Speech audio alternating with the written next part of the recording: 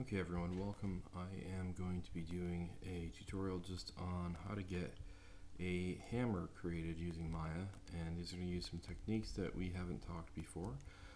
First off, you'll notice that you are looking at a Sketchfab model that I created for you. There's both the low res and the high res of this. If we go into the model inspector down here and click on our wireframe, you'll actually see low res and high res. So how that should look when we create our low res mesh, and then when we hit the 3 button on our keyboard, it should look like this one over here. So these are just great 3D tutorial or at least templates for us. So it should be helpful for us when we're actually modeling our stuff out. So I already have my references here and here, and I'm going to be using those to create my Maya scene. In Maya, I'm going to go ahead and create a project. So in my project window, I'm going to hit new. We're going to call this hammer. And I'm going to give it a home. So give this a couple seconds here.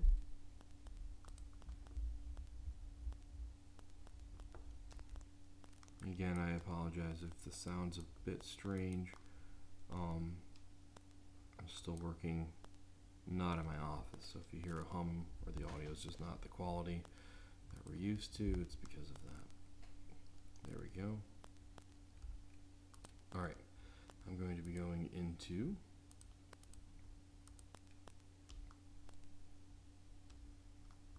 there we go.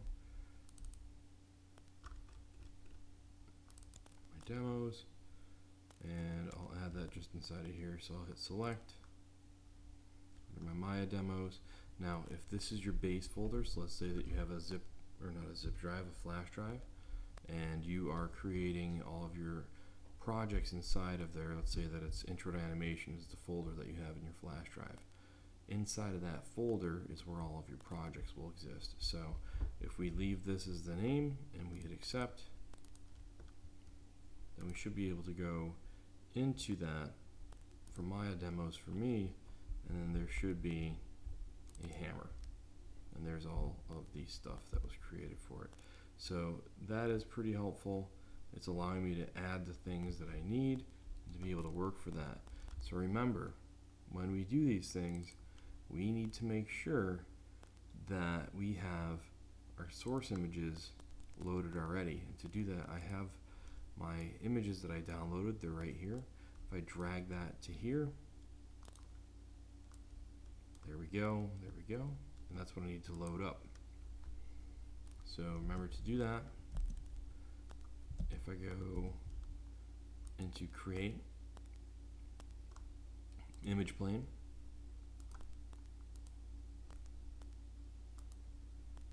and I will notice right now the channel box isn't giving me anything.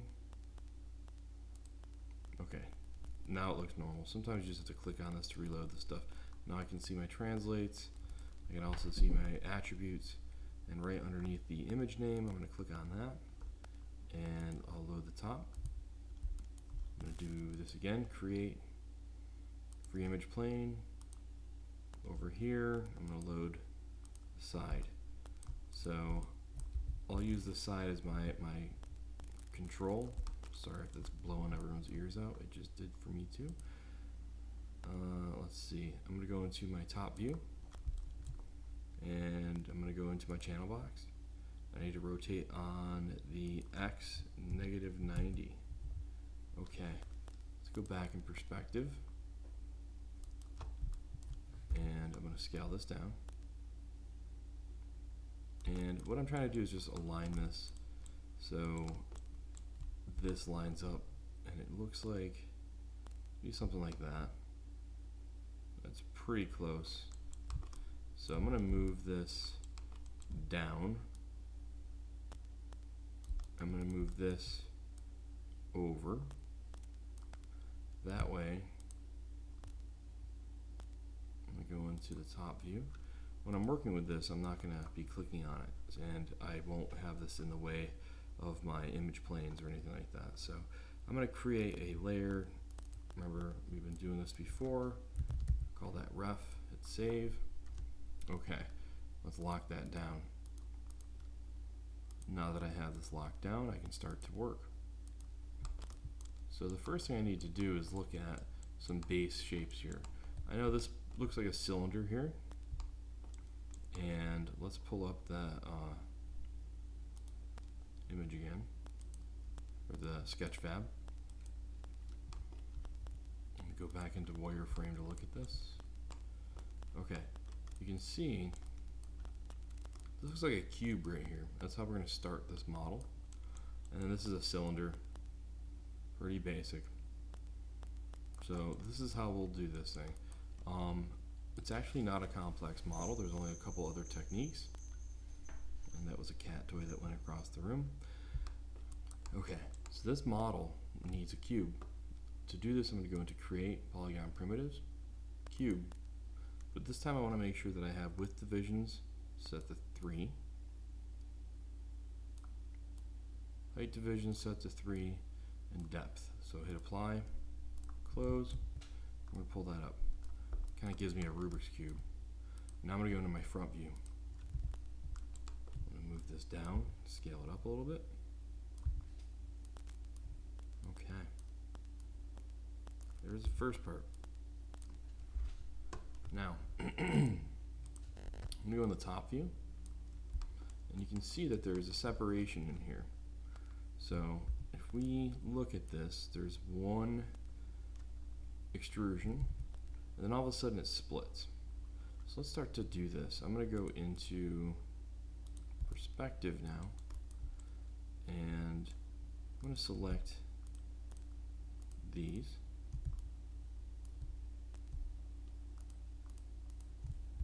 Now, I was doing that in a dangerous way. I had my move tool. I should have had Q for my selection tool. Okay. Let's go back into the top view. Okay, I'm going to hold down Shift, and let's see. Let's check again Sketchfab. That's why I have this available. Okay, it looks like I pull that out once from the main, and then we'll do something fancy here. So let's do that. We're going to pull this out once, and let's see.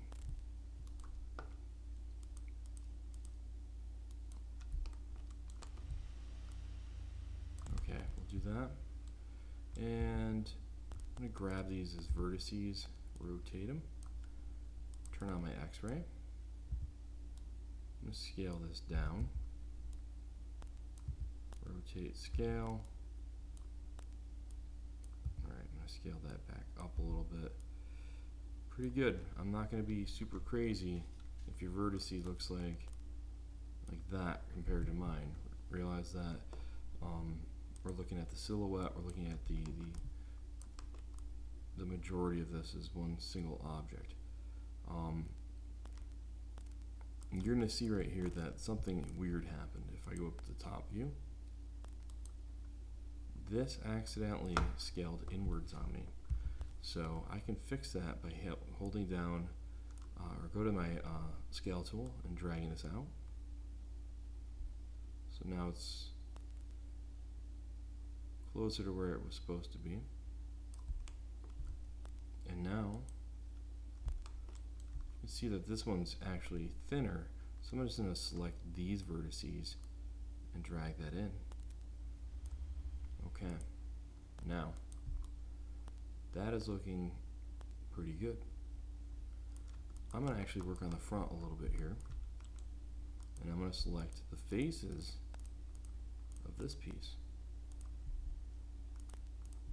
Okay, now that they have that, I'm going to go to the front view, hold down Shift, and I'm going to drag out. Now I know that it looks like there's another one here. That's actually an edge loop that's added later on.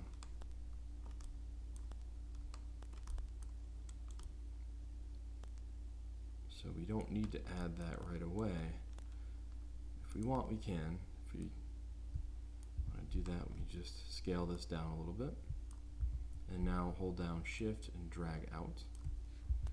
Now I'm going to pull this down, and now I'm going to use the same thing I did with my screw for the saw. I'm going to go to Edit Mesh, Circularize, and it's going to circularize this mesh. I'm going to go to my front view again and scale that down a little bit more. Now I'm going to hold down Shift and drag that out and scale that down. I'm going to hold down Shift and drag this out again. Let's bring this up. I'm going to hold down Shift and move this to scale and extrude out another one. Now I could put a bevel in here to make a hold edge, or I can just simply hold down Shift, drag out a little bit, and then hold down Shift, drag out again. So now that's a natural hold edge. Hold down Shift and drag out again. Scale this down again. And again, I want a hold edge over here, so if I hold down Shift and drag that out, and then scale that a little bit more, let's look what we made. Again, I apologize, this sounds like I'm talking like a boring NPR news person. It is because I'm in my kitchen right now. So, super creepy. Okay, here is the product of what I've got, and we're gonna have to do some cleanup on it. I think this is maybe a little bit too thin, but we can actually look at the reference here. It's actually looking pretty close to that. Obviously there's some more bevels and stuff we'll have to add later, but that's looking pretty good. One thing that doesn't look correct is that there's actually the claw of our hammer here, and there's actually a pretty easy way that we can apply this. I'm going to go into my front view. We're going to use a new tool. I'm going to go to Create, CV Curve Tool. So it's going to be Curve Tools right here, and then CV Curve Tool. I'm going to click here, about here, and here, here, here, and about there. What I did is I made this curve. Now what I want to do, I'm going to select these faces. I want to make sure only those are selected. I'm going to select CV curve, and I'm going to go to my modeling toolkit and hit extrude. You notice it followed that, but the problem is that it followed it and it didn't give enough definition in here. If we count this from here to there, that's 1, 2, 3, 4, 5. So I need to give myself 5 more divisions. Notice that that's automatically looking a lot better than what it was earlier. Issue is that it kind of is a little bit wonky. So there's some ways we can fix this. We can try to do the offset, but you'll notice offset can do some really strange stuff for us. Thickness can do some strange stuff for us as well. However, if we go to the attribute editor, do not end this operation yet of extrude. You'll notice there's this taper curve. Watch what happens if I pull this down at the end. Oh snap. Now the interpolation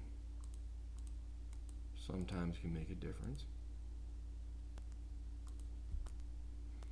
Sometimes it doesn't. You'll also notice that it pinched it towards the inside of this. That's absolutely fine. I can fix this very quickly. So that actually looks pretty good for what I needed to do. I can line this up a little bit better now that I kind of got the bulk of this work out of the way. I'm going to go to shading. I'm going to go to vertex mode. I'm going to grab this row. I'm going to just kind of rotate and scale it down a little bit more. So why I like to use things like that special little operation with the extrude is because it kind of made my work a little bit faster for me. We really want to think about as 3D artists, what is it that computers are good at? They're not good at using imaginations, but they are good at getting bulk work out of the way for us so that we can actually be creative faster. And that's very, very important as artists to realize that it's a good idea to take advantage of computers when we can. Okay, right here looks really bad. And if I look from the top, you can kind of see where this just goes into nightmare mode. It's very easy to fix this though. It's all about just selecting across all of these, and then I'm going to hit the R key. So I was already in it, that's for scale. I'm going to scale that up. Now I know that made it even smaller, but watch this. If I hit the W key and drag this over, I've just fixed that. I'm going to do that over here too. R, drag up, move this over. Okay, I'm going to do the opposite side now. I'm going to go over here. Now remember, I probably have more than I need, so if I hold down Control, I can deselect, scale that, and bring that over. I'm going to do that to this side as well. And now let's look at our subject, or our object. Okay, it's looking pretty good. Now, if I hit 3 on the keyboard, this is looking pretty good, the front of it. All of a sudden back here, kind of gross. It's because there's no hold edges. So if we look at our model, you can see I have hold edges around the hardness, or the edge, or the corners. Okay, tall and tired. The corners here, and all the way around the claw. So this is an easy one to do. If you go to edge mode, double click, and I'll hold down shift, double click. I'll turn off my reference because I don't need it right now. I'm going to do that down here. I also want to trace along these paths too, so I'm just holding down shift and double clicking. And again, this is literally like the concept of just dragging or tracing around the silhouette of a model. We don't want anything but corners and hard edges. Okay, I made a mistake. I don't want this row. So if I hold down Control, double click here, you'll get that one out. And this is that time where you really want to make sure you're being strategic and surgical with your selection. You do not want to make a mistake and then find it out later on. So good idea, take some time to look around your model.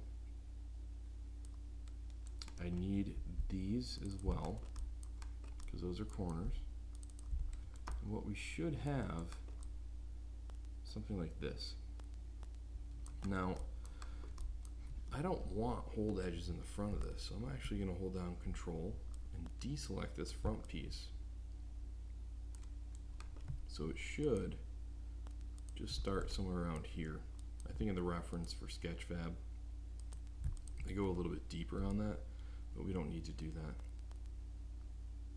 Let's look at where Sketchfab goes. It goes to around there. Let's try that. I'm hitting Control Z to go back in time. Alright, let's stop our hold edge at this point. So I'm going to hold down Control and deselect that section. So this is what I have. Now, if I go into Modeling Toolkit, hit Bevel. There we go. Let's hit 3 on our keyboard. That's looking pretty good. We can try to balance out some spots there. This part right here, that's when that transition occurs. So, as you can see, maybe it wasn't a good idea to end that hold edge right there. Let's see what happens if we take this, go to Edit Mesh, merge to center. So I'm selecting just these triangles, or this, the triad of those vertices, all 3 of those. I'm going to go to that, and whoop, I went too far. So now if I hit 3 on my keyboard, I kind of got rid of that weird little dimple there while maintaining the rest of this. So this is looking pretty good. A little bit of some wonkiness in the back that I can even out. So if I go to front, you can see that this is nice smooth, and all of a sudden this is a bit of a hump. So if I grab that and then try to scale that down with both of those two selected, now I hit 3, that's a better transition for me. Okay, we're pretty much out of the difficult part for this exercise. I'm going to save this, and hopefully this will ask me what I want this to save as. Waiting for this prompt to come up.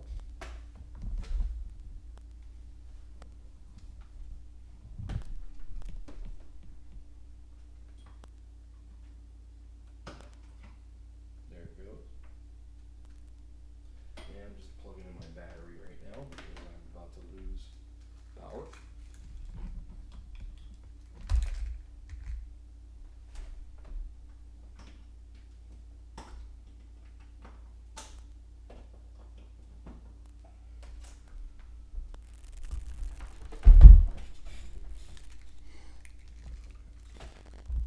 Okay.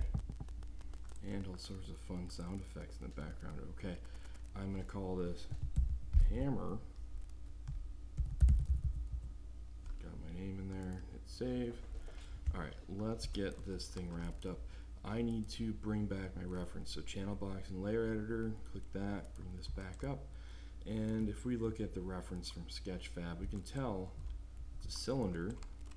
Go straight down that we can shape into a different look. So this cylinder, not that it matters, but let's just count this. It starts from here, 1, 2, 3, 4, 5. 5 times 4, that'd be 20 for our cylinder shape. So let's do that. Whoa. Infinite. Okay. That was OBS. I hate when that happens. Okay. Let's create a cylinder. I'm going to create one. Sticks it right there. Let's look at our numbers. So if we select that cylinder, and I'm going to pull down my layers, you can always change how high those are. Poly cylinder, if I click on that, that's 20. That's exactly what I want. So I'm going to go into X-ray mode. Pull that up. I'm going to scale this thing down a little bit. Looks like it's about here. Move that over a little bit. Okay. I'm going to go to face mode. Whoop. Let's add this to a work layer so we don't have to see it. Save. I'm going to hide it now. Alright, there's this. Face mode, select these. I'm going to hold down Control and deselect. And remember, that was that trick I did. I actually had the top and the side selected. Holding down Control, I deselected the side. Now I just have the top. Hold down Shift, drag up to make an extrusion. Pull that down a little bit. So I have sort of a bump there. Now I know that if I were to smooth this up, I'm going to lose some of that definition there. So what I'm going to do is go to face mode, drag across here, and then deselect here so I just have that bottom part. I'm going to bring this up to the top.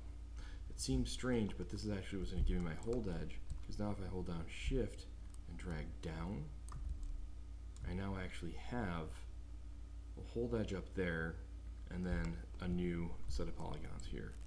So I'm actually going to scale this thing out a little bit now. So I'm just scaling it on my X,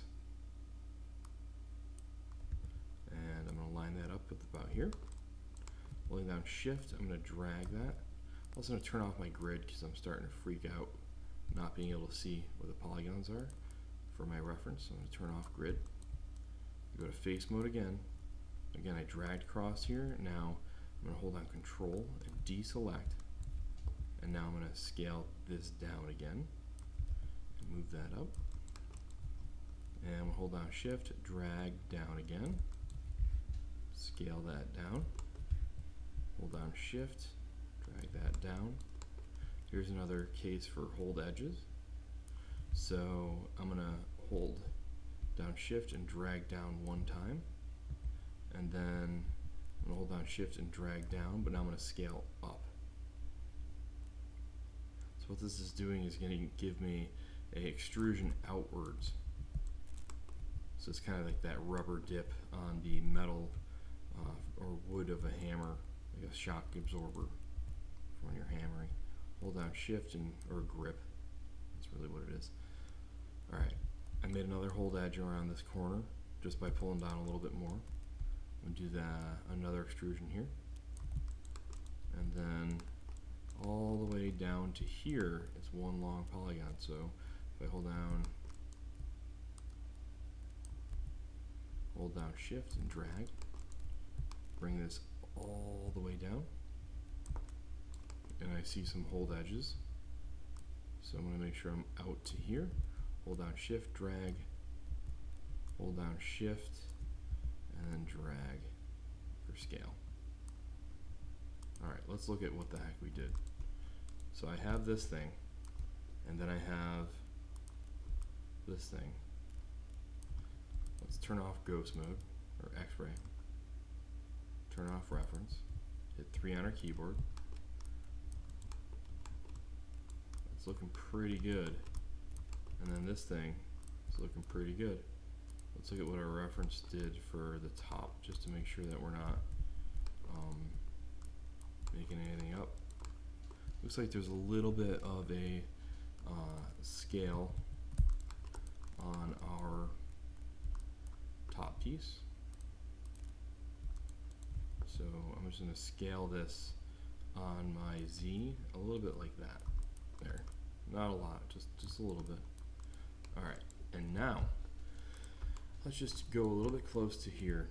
You'll notice that there's this little bit of a weird faint color there. That's because we could use just one more hold edge. And the way I'm going to do that is actually go into my modeling toolkit, and I am going to go into my multi-cut tool, and I'm actually going to hold down control to get an edge loop and go right here. So why I'm doing that, there's my original edge. So there's the corner that I had. I can really enforce a nice crisp edge if I have a hold edge on one direction and then going, when it breaks off, to go towards this direction outwards. If I have another one there, it really enforces a crisp edge on our model. That's very helpful. So this is what I want. Follow the directions on there. Obviously we need to mesh combine. We're going to do edit, delete by type history, and make sure that we name this. We'll add that to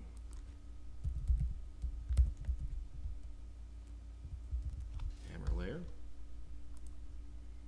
And then now, make sure we add selected. Now this is good to go.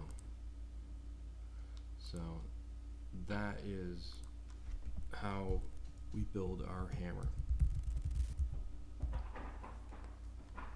That's a bunch of ice being made.